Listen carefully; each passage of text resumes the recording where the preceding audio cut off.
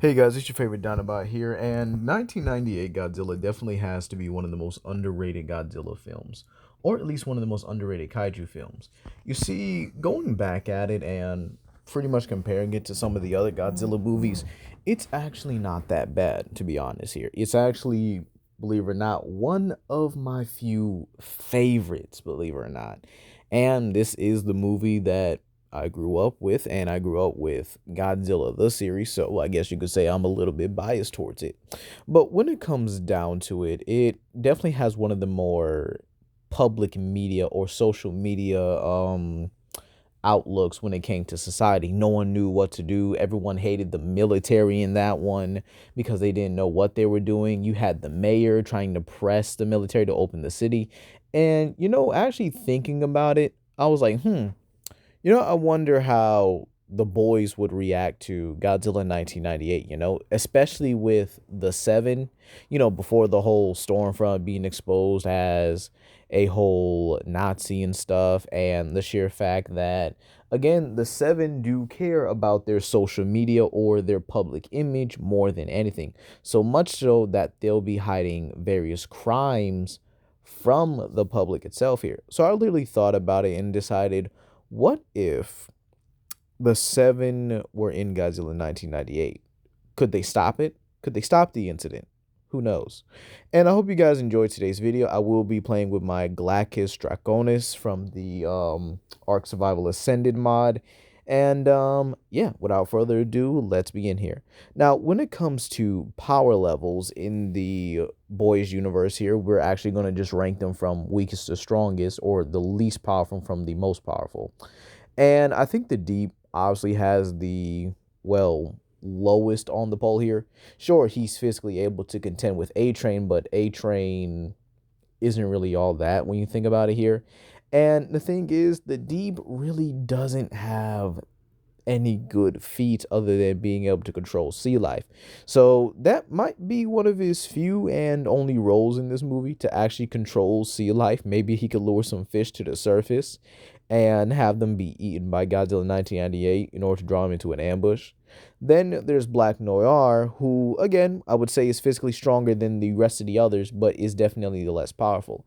He's pretty much a super soldier in a way here, being able to take attacks from Soldier Boy, being able to actually endure attacks from Starlight, Queen Maeve, the female, and a couple other characters, even taking an explosion that was actually able to wipe out a building. Starlight is the next one, and she also has some relative scaling, being able to harm beings like Soldier Boy, and even being able to somewhat harm Stormfront for a bit with her powers and abilities. And the fact that her light itself, well, or her energy beams here, and she's able to absorb reflected light. Why can't she absorb sunlight? I think that would actually make her a bit more powerful, in my opinion. But next up, we have A-Train. A-Train is around the Mach, whatchamacallit, I think I'll probably say around Mach 1. Maybe I heard arguments from Mach 3, so let's just go with those for right now until I can get, I guess you could say, a more solid look at those arguments here. Now, with that being said here, he kind of just stops there. He's able to pull train cards, but when it comes to like his striking strength, he's really not all that. Plus, his bones are also just very fragile altogether. Next up, we have the two heavy hitters, Stormfront and Queen Maeve. I would definitely put them around maybe the same level. I definitely think Queen Maeve would beat Stormfront in a fight because, again, she's a better hand-to-hand combatant, and she's able to consistently draw blood from characters like Homelander consistently. And could we all take a moment and just realize that Butcher was like wrong for betraying the rest of the group here? But then you have Stormfront, who has been able to like destroy a couple apartment rooms at once here because of her acist antics. If you know, you know. If you don't, you don't. But Stormfront here is, at just as powerful or near the levels of Homelander. But again, I would definitely say she's around Queen Maeve's level. And she's actually been able to somewhat harm Homelander a little bit, even though it was kind of like more of a, I don't, I'm not gonna get into that. It was more of a, if you watch the show, you watch the show. You kind of get it. They're a little masochistic with their tendencies here. But then there leaves Homelander, who is way more powerful than the rest of them. And honestly, do this with as you will. He can definitely get to the city block levels. But again, when it comes to like him being above things like whatchamacallit, nukes and stuff, no, I don't think that at all. I think this is pretty much Vought just hyping up and advertising Homelander. Because remember, Vought is known for lying just to appease the, I guess you could say, the media. Now let's go over in 1998. Now many people do criticize this version of, or at least this kaiju, because he died by missiles. But believe it or not, he's actually less durable in that instance than you think. You see, the novelization for 1998 points out that the torpedoes that hit him underwater only broke off his scaly armor. So he basically got his armor taken off and wasn't able to regrow it, at least in time for, well, those missiles. Meaning that if his armor was at full strength, those missiles wouldn't have done that amount of damage. They probably would have just exploded and maybe even knocked him over into the water. Now, Godzilla 1998 has massively impressive, or more impressive strength feats than anyone in the Seven verse. I mean, this dude was able to carry out cargo ships or carrier or container ships, right? And just tear them apart to get the fish here. Keep in mind, the average weight is around 50,000 tons, with the max weight is around the 165 to 220,000 tons. Zilla is also incredibly smart. I'm probably just going to call him Zilla because again, I'm sorry, just it's just a habit, so forgive me. Zilla is also capable of pretty much tearing through the MetLife building. It actually was tearing buildings that are pretty much lesser in size compared to that here. And that gets him all the way to the city blocks here. But keep in mind, that was him just casually walking through it. Like, no effort, no exertion whatsoever. He just walks right through the building and that's it here. Zilla's also capable of dodging things like torpedoes, missiles, and etc. But one of the few things where Zilla shines is actually his intelligence here. Believe it or not, Godzilla 1998 is capable of outthinking and even outsmarting highly trained military professionals. And keep in mind, all he is a mutated marine iguana. Now, those are smart, but they're not smart enough to set up a tactics like luring helicopters and other officers into a trap here, right? Even being able to figure out that they had a trap for him. So with that being said here, yeah, I think that kind of does it for the both of them, or both sides here. So could the seven actually stop Godzilla 1998? Could they, find the nest and maybe destroy that? Could they even break through his scale armor and get to, well, I guess you say harm the rest of them, right? Now, the answer to these questions in the following order are no. Now, keep in mind, and I forgot to mention this earlier, so I'm very sorry. We will be giving the seven access to the military weapons. So they'll have the vehicles, they'll have the guns if they need them. They'll have everything they need except, the military personnel to help here, because I want them to kind of go through this on their own or go through this as they would pretty much do any mission together, right? So what makes this interesting here is how the seven pretty much operate. Now, they don't have any synergy and they don't have any like very good chemistry when working together. However, I think this situation here, when they get the call from Vought, they'll try to take it as seriously as possible.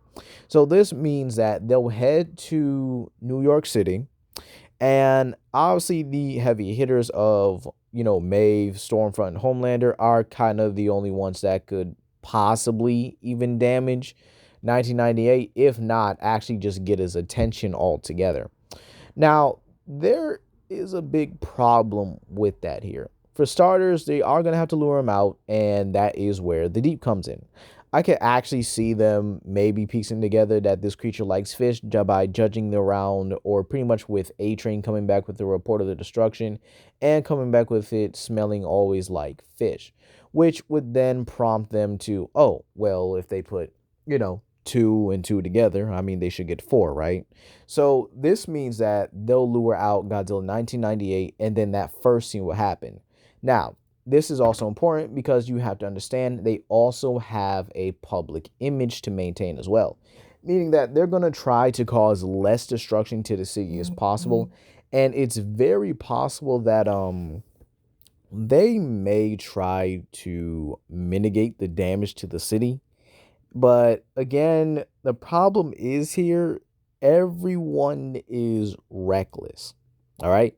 Even Maeve, even Starlight, A Train, and even to a degree, Noyar is probably the only one that actually has some decency, or some what's the word I'm looking for, some finesse to his ability, or at least some control to himself here.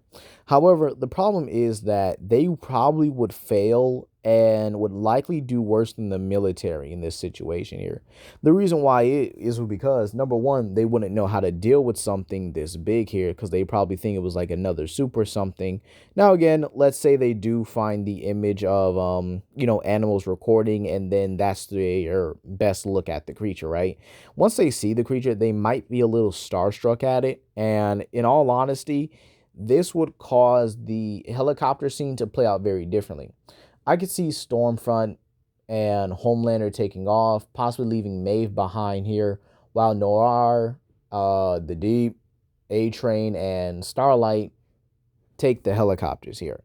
And this is where everything kind of changes here. I could see Homelander trying his best to keep up with the monster, and honestly, I think he would excuse me, he would be surprised about how maneuverable the monster is, and Stormfront would try to tell him to keep it together as she's trying to track it down, but again, she's not doing too well herself here. And believe it or not, I can actually see them losing the creature far probably far faster than the military did. Because again, the military was using things like heat seeking technology, they were using scanners, and again, they couldn't even get the job done. And in all honesty, that is pretty bad for the Seven in this instance. But let's say that the helicopter crew or the Echo crew with the Deep, Noir, and Starlight, the Deep, Noir, Starlight, A Train, all pretty much use this opportunity to follow Godzilla 1998, right? Um, I think this also ends very badly for the Seven here. The reason why I say that is because if they do follow him in like a helicopter fashion and stuff here, because again, they don't really have the physical means to keep up other than militaristic vehicles. If they choose the Jeeps, then they'll just get pretty much blown back by the power breath. And that would only really leave the best option being the helicopters, in all honesty. To which I think they would probably take that to see if they could actually get the creature without having to travel and traverse through the entire city. Now, this is actually pretty important because I think the helicopter chase scene would actually be a whole lot more funny, and to be kind of honest, a bit sadder in all honesty. Now, I don't know who would really die first here, but the thing is, they would all die in this instance here. There's really nothing to really, stop Zilla here from just demolishing every helicopter. Now, I do think Noir and Starlight may have the best chances at getting away. And let's say that they do, right? But the Deep and A Train are likely the ones to get pretty much two-pieced, or at least one of the first few to die. And then maybe, in all honesty, I could see either Starlight or Noir going out next into the bottom picture here, where the helicopter just gets snapped by his jaws. Because again, they don't expect this creature to be intelligent. And one of the Seven's, I guess you could say, deadliest sins. See what I did there? But one of the Seven's deadliest sins is the fact that they overestimate themselves and underestimate their enemies to a much higher degree, to be honest here. And I think that is one of their biggest flaws here, is that they'll overestimate themselves and then underestimate the creature, which will result in a lot of them dying and possibly a lot of the city being terminated as well. Now, that would just leave the heavy hitters at that point being Homelander, Stormfront, and Starlight. It's very possible if any of them make it back, Homelander will tell them to get back out there or, face him or the creature. And this may be the point where the others just die because of Homelander's recklessness. And again, keep in mind, this is going to have a very bad image, especially when they finally decide to attack the creature themselves here. And again, Homelander versus 1998 Godzilla is just not a fair fight in any comparison. He doesn't have the means to put the creature down, and he doesn't even have the means to, in all honesty, win the fight. Even if he's faster, there's a substantial tier difference. Zilla at his max can easily get to town level. If not, you can easily argue large city level if you want to get it there.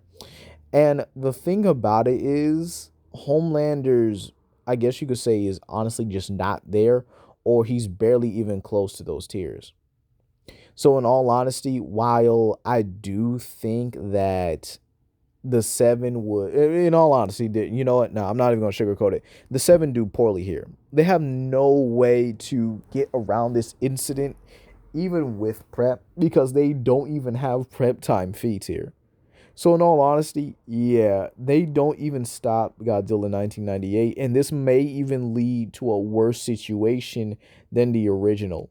It's funny how humans were able to piece together everything with far better technology or far less technology than what the seven have compared to these superpowered individuals with all these powers and abilities, and yet they would fail this mission horrendously. But at the end of the day, gotta get to Godzilla 1998. But that's gonna be all today, you guys. Please comment down below, like and subscribe and share with your friends. This is Legendary Grimlock, and I hope y'all have a blessed day.